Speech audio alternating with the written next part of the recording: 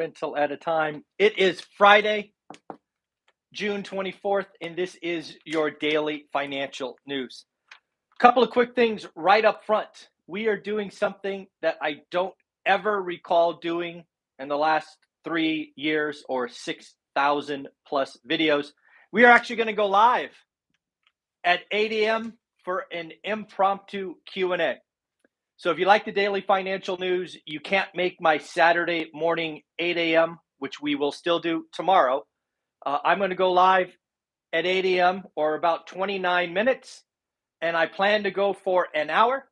So if you want to come say hi, ask me a question, I will be there for you. I will take this from my computer, and we will just do another live Q&A. The reason being is Mr. Stephen Dow is a little bit under the weather today, and he wants to rest up and make sure he can do tomorrow. So thank you, Stephen, for that. And Matt, the lumberjack, who I usually speak to at 9, he is also feeling under the weather. So I've lined up a separate 9 a.m. interview, but at 8, I'm here. I'm in the office. I got to do something. So I want to talk to you. I will be live in about 28 minutes or so. So hopefully you like that. Remember, we start the deep dive on the 50, 40, 10 tomorrow with Stephen Dow at 9 a.m. This is for my students. I have sent the invite via Teachable, which means it should have came to your email address.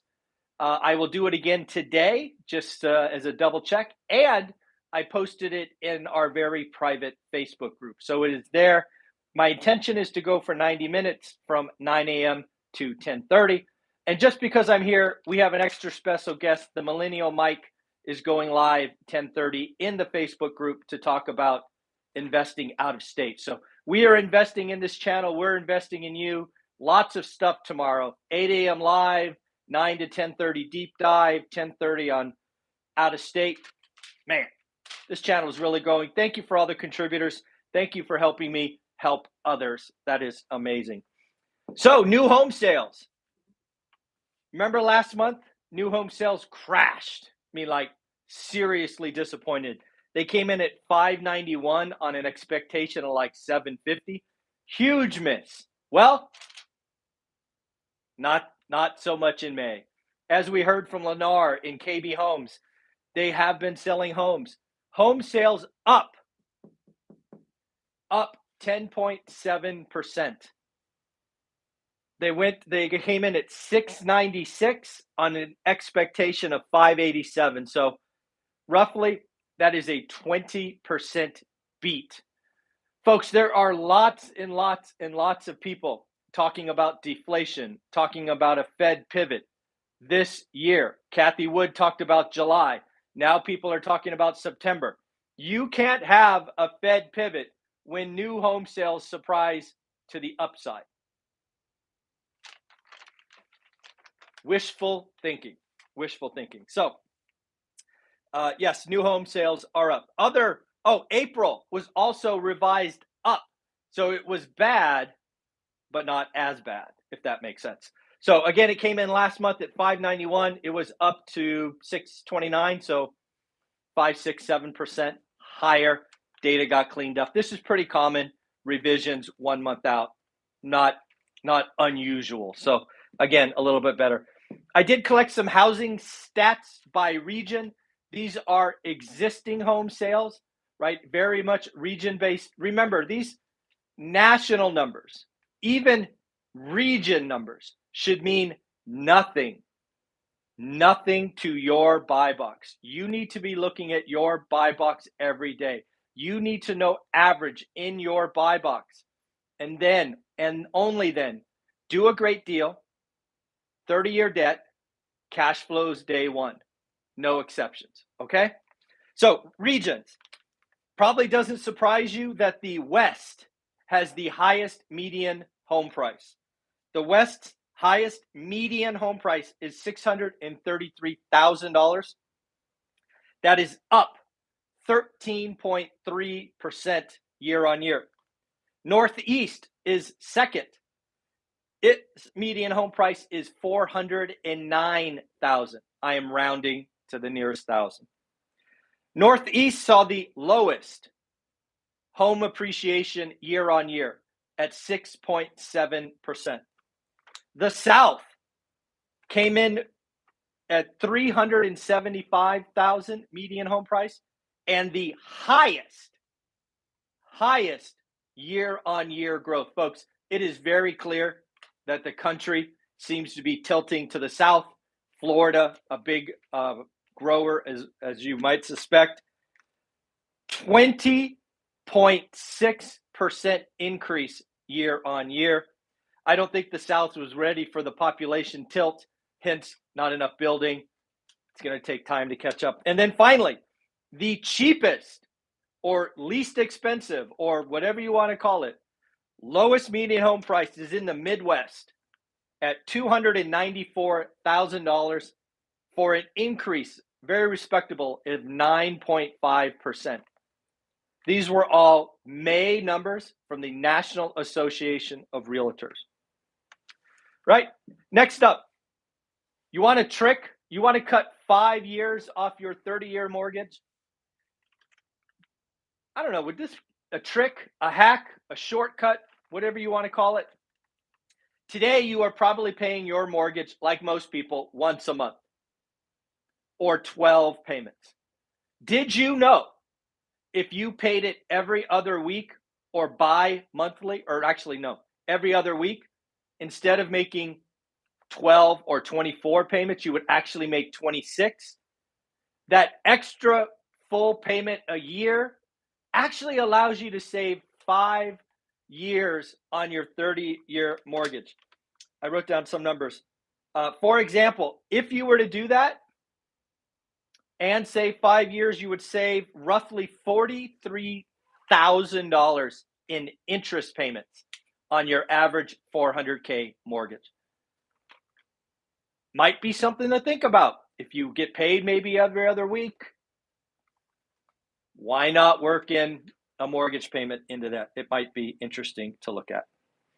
Don't know if you saw this morning, but Netflix continues to lay off more people. They just announced another 300 employees they've had to let go. Tech layoffs are going to accelerate, grow. Silicon Valley, Bay Area housing is about to go into hibernation, I suspect. Elizabeth Warren took her chance in the sun as expected. I highlighted the other day that people in Congress were going to try to get that soundbite. Elizabeth Warren, of course, did not disappoint. She said that the Fed is driving the economy off a cliff. That's the soundbite. I would argue that the Fed put us on the cliff, but hey, yes. I don't know. I mean, what does she want inflation to keep going? I don't get it, but whatever. What else do we got? Got some names of zombie companies. Zombie companies are defined as companies whose net cash flow does not service debt. Think about that. Think about that. Cash flow from operations. Whatever you do to exist, the bottom line number or bottom line cash flow, not enough to pay debt. Now, I did not generate this list. This list came from David Traynor, the CEO of New Constructs, an analyst firm. He highlighted 3 zombie companies where cash flow is less than debt payments. That is hard to say. Think about that. Think about your household. You have less money coming in than your debt payments. You are a whisper away from bankruptcy. You are burning cash. It is scary to say that out loud. Peloton, Carvana, and Fresh Pet. Never even heard of Fresh Pet. But yes, Carvana and Peloton are clearly zombies. I don't know that they go to zero. I think Peloton, my opinion only, not financial advice, all that nonsense. There's intrinsic value in Peloton given their monthly subscription fees. I don't know what that's worth, but it's certainly not worth zero. Somebody will buy them for parts. Not sure when that will be. But Carvana, I don't know. What's their unique value proposition? As you will see in a minute, repossessions are going crazy. The used car market is nuts. Not good. Well, the Fed had their bi-yearly Fed stress test. 33 largest banks.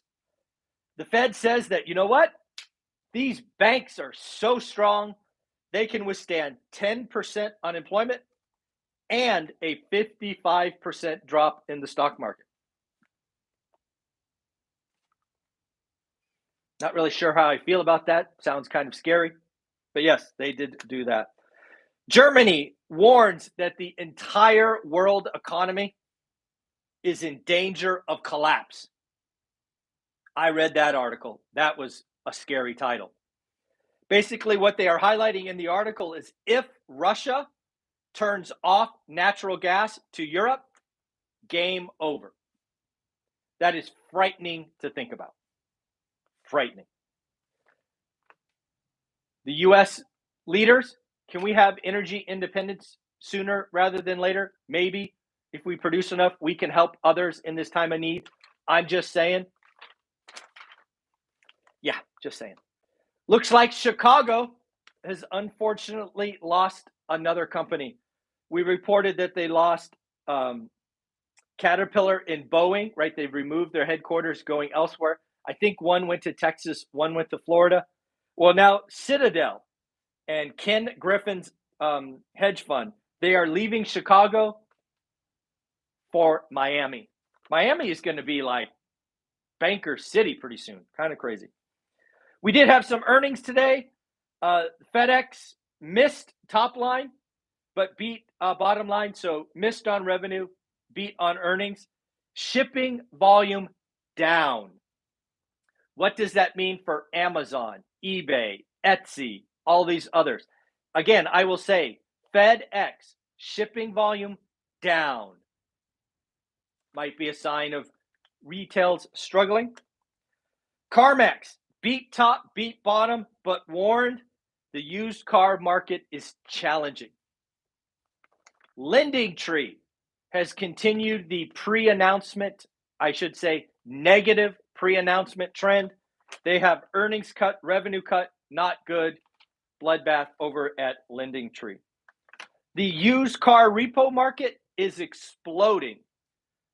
In 2018-19, roughly 1.8 million cars were repoed. Already this year, 2.2 million cars repossessed. I heard a great phrase, something called stimulus ballers. How many people didn't pay rent, got stimmy checks, bought a flashy car, didn't pay their mortgage, didn't pay their car payments, just flexed, and now they are losing their cars. Stimulus ballers. I think that is a great name. Don't be a stimulus baller. I think that's funny. I don't know. I'm sorry. I just think that's funny. Okay, lastly, this one is an important thing, and I don't have the answer, and really, I don't even think I have an opinion yet. I'm not even sure I have a guess yet, but we must think about this. There is a side of well-respected, I don't know, economists, analysts, YouTube channels saying the Fed can't cut rates. The Fed has to go to 4 or 5% before this thing's over. Then there's a whole nother side saying deflation is around the corner. The economy is going to, die faster than expected, and the Fed has to pivot. One side's talking about a July, August, September pivot, and the other's like, no chance until later next year.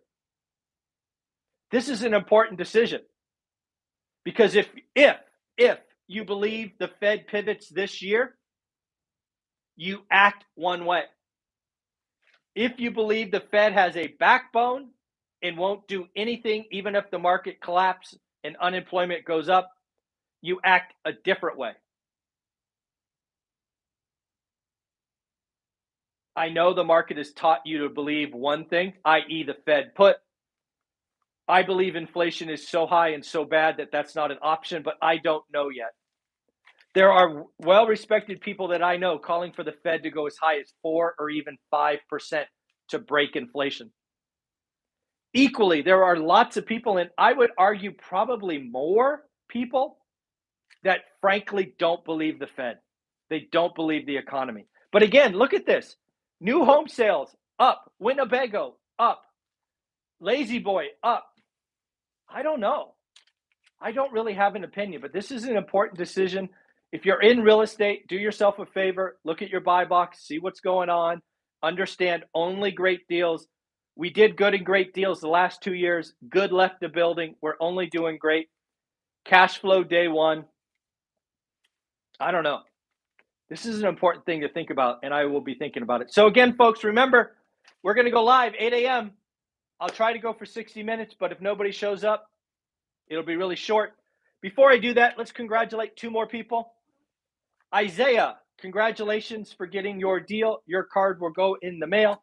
And Kyle, congratulations, your card will go in the mail. Folks, again, I look forward to mailing these out. I got a whole stack of them right here, right? Spend some money, got some more. If you get a deal, if you think this channel helped you, let me know. I want to continue mailing these out. All right. I hope to see you in about, 10, 12, 13 minutes, whatever's left. Bye.